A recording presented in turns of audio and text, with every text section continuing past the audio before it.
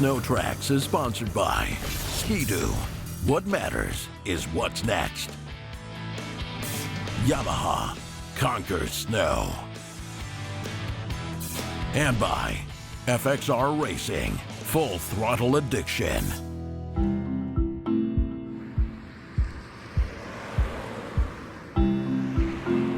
I've been to Quebec so many times, it's actually getting hard to count how many times I've been here, both winter and summer, ATV, side-by-side snowmobile. I've traveled nearly every region that Quebec has to travel, and I love it here, I really do. Every time I come here, my expectations are exceeded, and I come back with a great story to tell. So for this trip, I thought it'd be super fun to bring Brad, who is my director of photography for SnowTrax and DirtTrax, and he is an awesome dude. We travel like crazy together all the time. He comes with me on almost every trip, but he's always on the other side of the camera, and the truth is, he's always bossing me around and telling me what to do. I've been to Quebec this is probably like my 5th or 6th time in the winter. Usually, again, I'm on the other side of the camera filming stuff, and so, you know, on our stories we go, and I get to go along for the rides, and I just love coming here every time, so I was pretty excited to come back.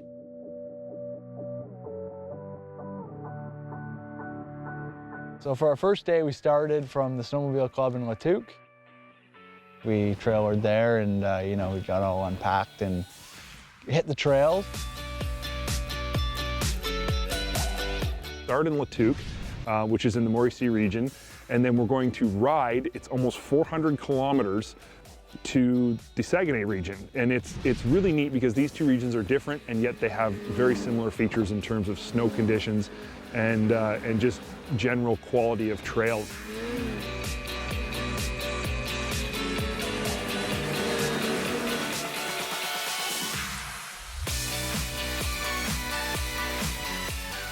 We did this trip in March, not a flake of snow at home. I mean, we're talking mud.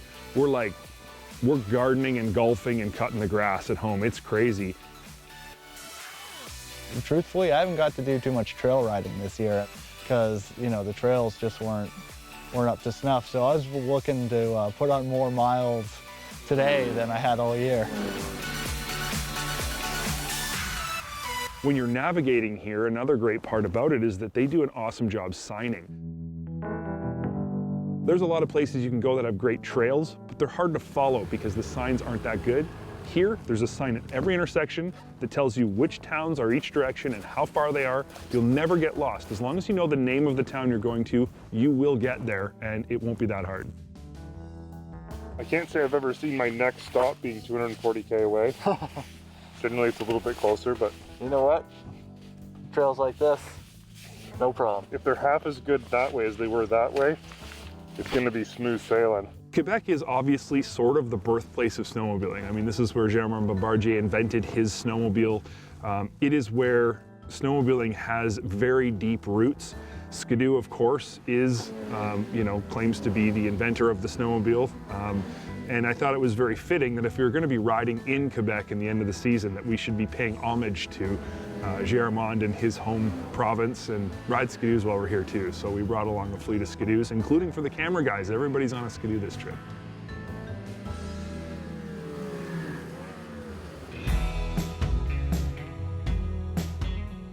So I've said this multiple times about Quebec, that generally speaking, a trip here is going to over-deliver on your expectations. Trails here are impeccably maintained. There's 33,000 kilometers of trails in this province. It's just basically everything you want in a trail. You know, you get different scenery, you get epic views, you know, you get just whatever you want. And, you know, that's always just like so much fun. I really like the diversity of trails here. You're never bored. You never feel like you wish you could do this or do that. You're going to do it at some point in your ride day, which is awesome. It was a really good day riding. I mean, we had, you know, so many miles put on. As I said, more than I've probably done all year.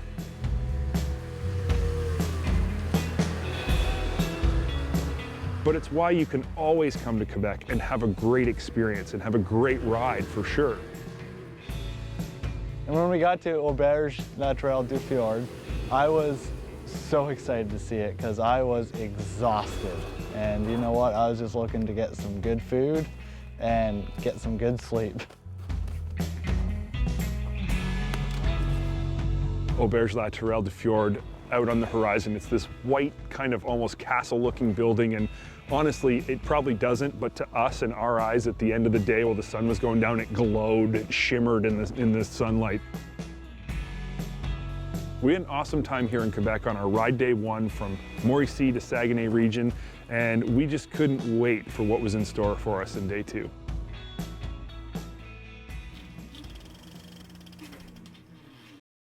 SnowTrax is sponsored by MBRP Performance Exhaust. Race inspired, trail proven. Waking up at Auberge-la-Tourelle de Fjord is kind of a surreal experience because when you open up the curtains in your room, you're overlooking this incredible scenery. But as I was getting ready in the room, getting my gear on, I'm looking out this window thinking, man, if the day is half as good as the view, it's going to be a pretty cool day. And the only thing we really had planned for today was just to ride.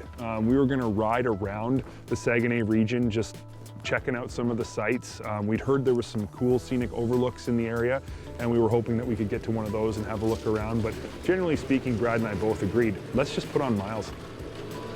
Most of the time, I'm behind the camera, and you know, so we get to snowmobile and all these cool places. But the kicker is, it's usually on a utility sled, and it's with a 50-pound backpack. So this time I didn't have either of those, and it was awesome. When we left the auberge in the morning, you know, it was snowing lightly, and I thought, this is so bizarre. At home, it's probably pouring rain right now, and yet it was snowing. And the more we rode on these great trails that were just perfect, the more it snowed. And it got to the point where we were almost to one of these lookout spots, and Brad and I just said, there's no point in us going up to this lookout. We literally cannot see. If we were on this lookout, it's just gonna look like a sheet of white. It's like, instead of just taking the time to do that, why don't we just go ride more?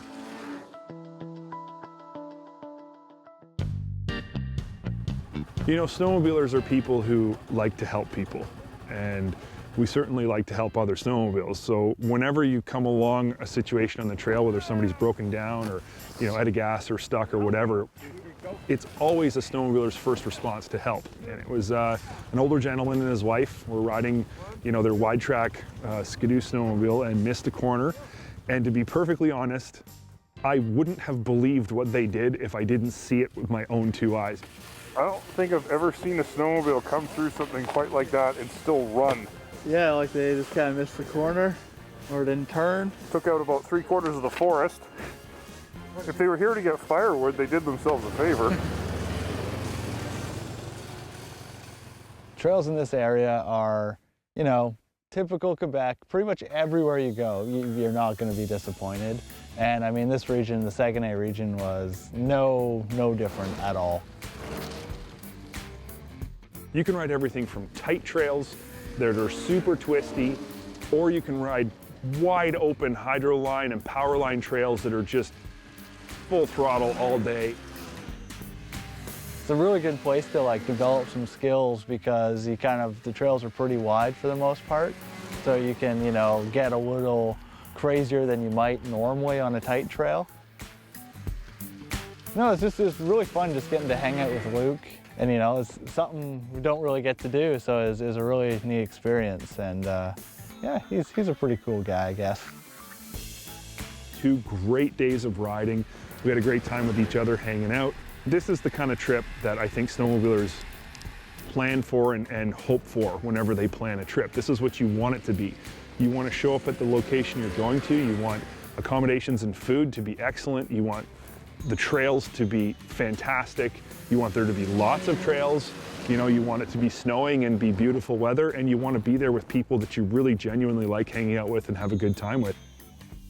We ended our ride day 2 back at Auberge-la-Tourelle de Fjord, and it was equally as beautiful the second night showing up there as it was the first. We were tired. I mean, that's 2 days of a lot of riding for Brad and I, who we both haven't built up our snowmobile muscles this year as much as I would have liked to. So we were thankful to be back. We had a great time. SnowTrax is sponsored by snowmobileinquebec.com. Experience a ride you'll never forget. E-TEC is sponsored by Princess Auto, a unique world of equipment, tools, and more. If you're even remotely into snowmobiling, you've no doubt heard, seen, and possibly even drooled over the latest wildfire craze, snow bikes. They're here, and they're not just for the mountains. Timbersled, since being purchased by Polaris, has made huge headway in the snowbike world. There are many manufacturers of kits to transform your motorcycle, but Timbersled are the emerging leaders and are truly offering some of the best and easiest kits for a wide array of bikes. Last season I spent quite a bit of time on 120 and 137-inch version snow bikes, but all of that time was spent at high altitude. This year, that's all gonna change. Here at SnowTrax headquarters, we run about 900 feet above sea level, but we see annual snowfall that's sizable and completely untouched in the trees and hills. There's been a new trend towards flatland freeriding, and Luke and I both think there's no reason to not tackle this same terrain with a couple of brand new Timbersleds mounted to factory fresh Yamaha YZ450FXs. And so that's precisely what I'm gonna do.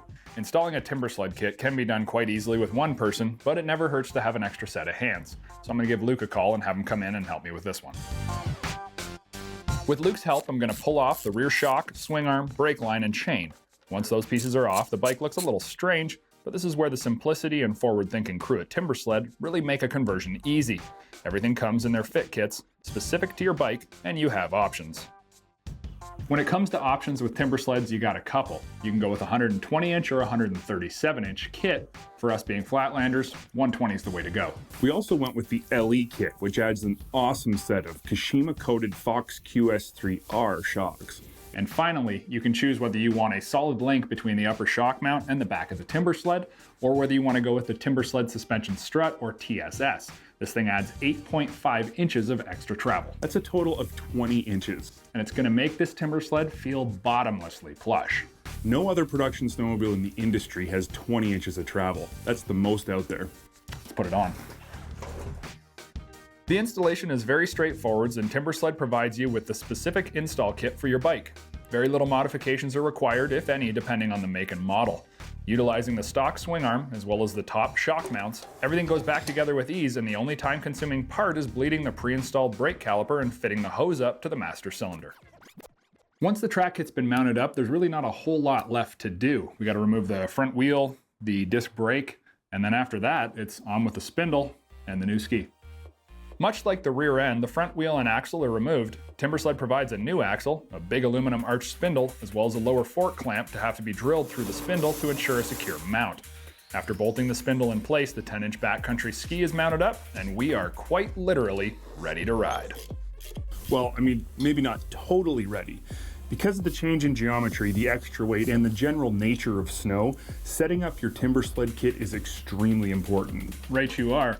And one of the cool things about a Timbersled kit is that it comes with this really neat tuning and maintenance manual that gives you all the information you're gonna need, from air pressure to shock setup and what kind of stuff you're gonna do for maintenance over time.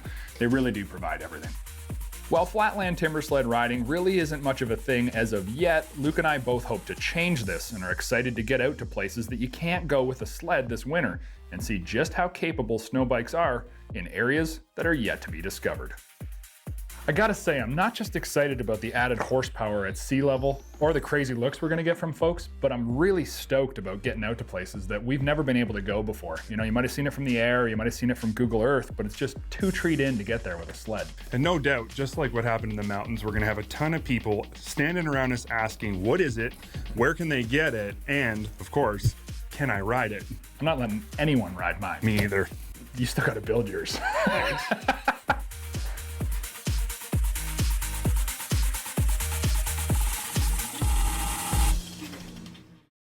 Closed captioning of SnowTrax is sponsored by Triton Trailers, built for adventure. Being at altitude is almost spiritual. The clouds wandering through the valley bottom below, looking out over the tops of nothing but snow-covered peaks and pine, riding through the inversion to a sun-covered mountaintop. This is where you can breathe, where you can think, where you can ride. It's no surprise that I love riding in the mountains. It's truly one of my favorite things to do, and I've had the opportunity to do it more and more over the past few years and truly hone my high altitude skills. But at the end of the day, the thing I've come to realize is that it's as much about the sled as it is the rider.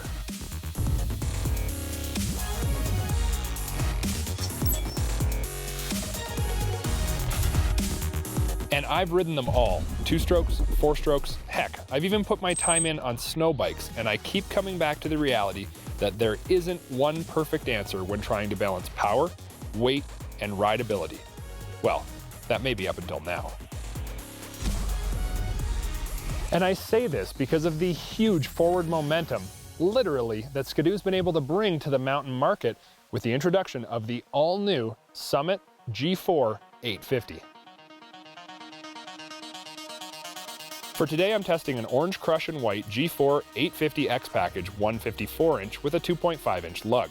They come in different lengths as well as a 3-inch lug, but you can only get a G4 3-inch at spring buy in X package close, unless your dealer had someone walk away from their spring deposit, or as an SP in season with the 2.5-inch lug. So if you're looking for 3-inch, you'd better buy early. So what's so cool about the G4? Well, it's not really a simple answer. And that's because this is the first snowmobile from Skidoo where the chassis and the engine were designed in tandem. Most times a platform is designed to accept a power plant that already exists, or vice versa. But this time around, Skidoo had specific goals that required both engine and chassis to work perfectly together to net the goals they set out. And that was to make one incredibly balanced snowmobile. And one of the coolest features about this sled is the fact that the motor package, including clutches, is perfectly balanced left to right. So the sled also becomes perfectly balanced with 50-50 weight distribution on the skis. The result is the G4 being 6 inches narrower at the knees, 4 inches narrower overall, and the motor and clutch package being 1.6 inches narrower as compared to the old 800 E-TEC. And what a motor it is. The 850 truly sets the benchmark for power delivery and feels like no 2-stroke I have ever ridden. Well, maybe one of my old 800 race mods. It features 15% less inertia, 30% better dynamic response, 3-position E-raves, that's now 3 times faster, throttle body boost injectors like on the old SDI, and a total of 4 injectors. Add to that the 2-piece forged crank, ring carrier pistons, and plasma-coated cylinders, and you have the recipe for 165 horsepower and 106.6 pound-feet of torque, or simply put, insane power. And while big numbers are big fun, you have to be able to deliver all of that power down to the ground through a clutch package that can make the most out of it. And that's precisely what the P-Drive clutch is all about. Delivering the best performance possible, utilizing a roller tower design, there is nearly no friction in this clutch. It's 2.8 pounds lighter than the previous TRA and comes right from the factory with an integrated clicker weight system. Yeah, you heard me right. You don't have to spend extra on clickers. The P-Drive brings it from the factory. The huge benefits from E-TEC 2 are not just all about performance and torque. The reality is, there are economical advantages to this brand new 850 motor. How's about 420 kilometers per liter of oil? The same as a 600 SDI and also 40% better than the previous 800 E-TEC. And before you get all worked up about reliability, let me tell you about the new focus on durability, because Skidoo is claiming 4-stroke reliability out of this new 850 Rotax motor. They are doing this through the use of direct oiling on the bearings. Similar to that of the diesel motor industry, the problem areas have not just been updated, they've been fixed. So the big question, does all of this extra performance, the narrowing up of the bodywork and the centralized mass ski to ski add up to this being a better Summit? And maybe more importantly, how does this stack up against the rest of the industry? And this I'm glad to inform you of. The Gen 4 Rev is truly revolutionary again. Skidoo has found a way to make only 25 pounds of weight reduction feel a whole lot more like 50 because of the nimbleness and power mixture in this chassis. No, it's not Pro RMK Light, and Skidoo makes no claims, but the narrowed up and moved forward design of this chassis allows you to be in the position of power and control with only minimal input netting huge output. You can simply push with your feet on the running boards and the sled will respond with in-snow reaction. The power of the 850 spools so quick the sled is up and on top of the snow in an instant and moving forward without the threat of trenching. And if you do get digging, simply wiggle side to side and it'll almost in every situation get you back in forward motion. This can also be attributed to the nearly naked running boards, raising of the entire chassis, and the new die-cast front bulkhead. So the big question on everyone's mind, is this, the Summit G4 850, the best mountain sled in the industry? What I can tell you is the Summit is no longer lacking in any category, and in fact, is probably leading the way in most.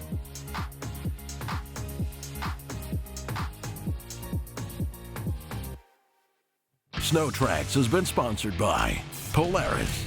See endless possibilities. Arctic Cat. Share our passion. And by Northwest Ontario. What are you doing this weekend?